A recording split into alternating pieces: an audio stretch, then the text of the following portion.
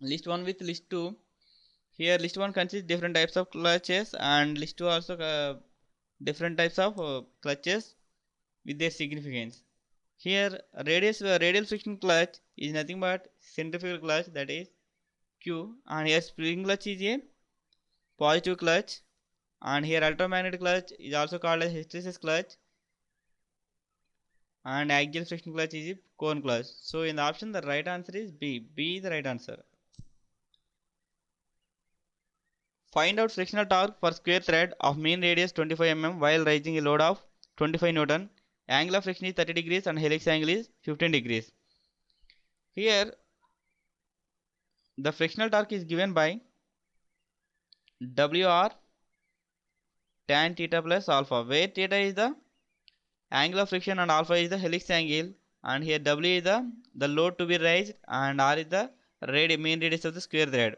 So here all the values are given. The load to be raised is 25 Newton and here R is 25 mm, that is 0.025 meters, and theta is 30 degrees plus 15, which gives a value of 0.625 Newton meter, and in the option the right option is C. In order to produce a maximum shearing stress of 75 MN per mm square in the material of a hollow circular shaft of 25 cm diameter and 17.5 cm inside diameter, the torque that should be applied to the shaft is. Here we'll have to find out the torque that should be applied to the shaft that will produce a maximum shearing stress of 75 MN per mm square. So but we know that here from the equation T by J is equal to tau by R is equal to C theta by L. Just take these two terms, T by J is equal to tau by R.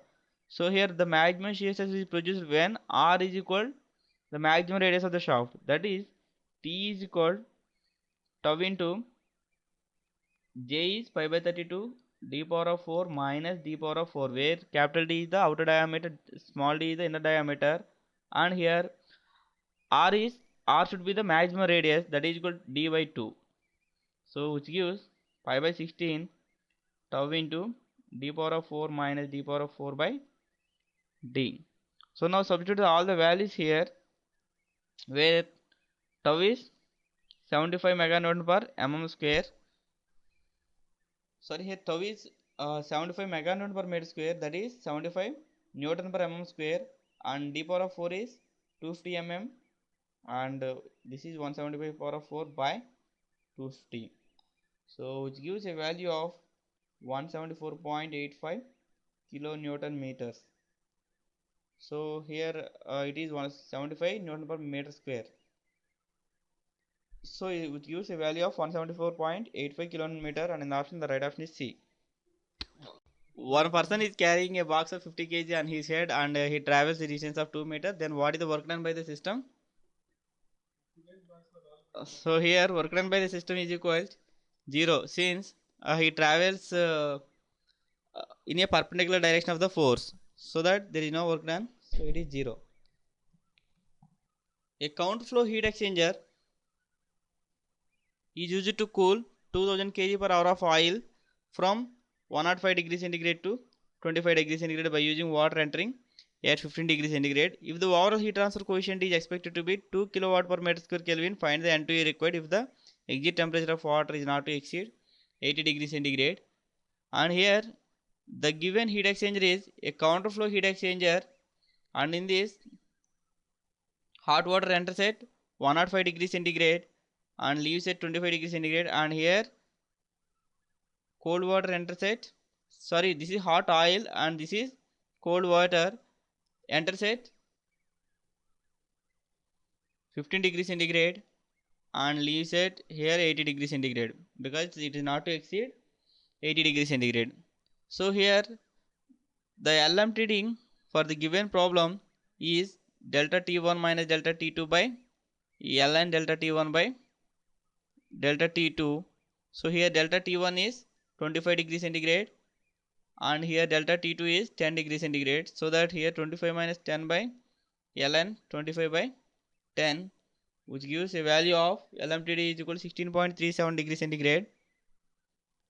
And here remaining the values are mass of oil is given, and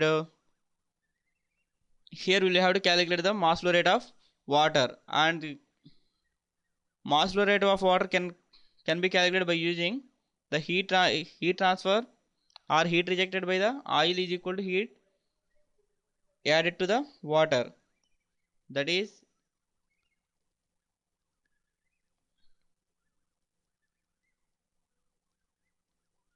mass flow rate of water into Cp of water into delta T of water, where Cp of water is 4.18 kilojoule per kg Kelvin, and from this equation we can calculate mass of flow rate of water is 0.368 kg per second. Now we know that heat transfer is given by A into logarithmic mean temperature difference, and from this equation we can calculate surface area of the heat exchanger, that is equal to 3.36 meter square. So here the number of transfer units is given by VA by C minimum, where the C minimum is the minimum heat capacity of the oil or water. So here it gives 2 into 3.36 by 1.375, which is equal to 4.88. So in the options, the right option is B. B is the right answer. A 6-meter deep tank contains 4 meters of water at bottom and 2 meters of oil of relative density 0.9 above water. The pressure at the bottom of the tank is. Here, the pressure at the bottom tank is given by rho 1 G1 H1 plus rho 2 G2 H2. So that is rho GH, let us say the suffix 1 relates with water and suffix 2 relates with oil. So here rho 1 is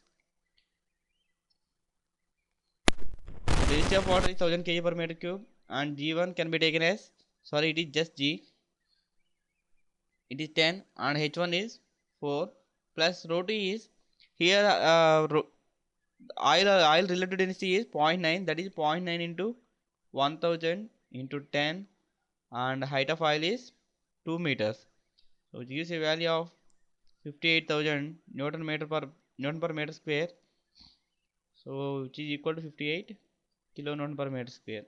So in the option, the right option is A. A is the right answer. An engine is tested by means of water brake at 1000 rpm. The torque of the engine is 10,000 Newton meter and consumption of water is 0.5 meter cube per second. The value of water temperature at exit if the total power transformed into heat and absorbed by the cooling water at 20 degrees centigrade is. Here, the power developed by the engine is given by 2 pi nt by 60, and it is absorbed by the water in the form of heat, and heat absorbed by the water is equal to mcp delta t, and here n is given by 1000 rpm and torque is 10,000 newton meter by 60 is equal to, here mass of water is nothing but 0.5 into 1000 give mass flow rate of water, and Cp is 4187 joule per kg Kelvin, and outlet temperature minus 20 degrees centigrade, so which gives T2 is equal 20.5 degrees centigrade. So in the option, the right option is B. B is the right answer. Little heat engine operates between temperatures T1 and T1 and T, where T1 is greater than T. The energy rejected from this engine is received by a second reversible heat engine at the same temperature T. The second engine rejects the energy at T2, where T2 is less than T. The temperature T of the system if both engines produce the same amount of work output. Here both are reversible heat engines, and first heat engine operates between the temperature limits T1 and T, and here second heat engine operates between the temperature limits T and T2. So here both engines produce the same amount of work output, let us say W. So here W is given by Cp into T1 minus T, and here for the second engine it is equal to Cp into T minus T2. So from this equation here T1 minus T1 plus T2 is equal to C2T, where T is the T1 plus T2 by T. So that here the mean temperature or the temperature T of the system is equal to arithmetic mean of T1 and T2. So in the options, the right option is A. Which among the following statements represents the Cauchy-Clapeyron equation? Here in the option, the right option is B. B is the right answer.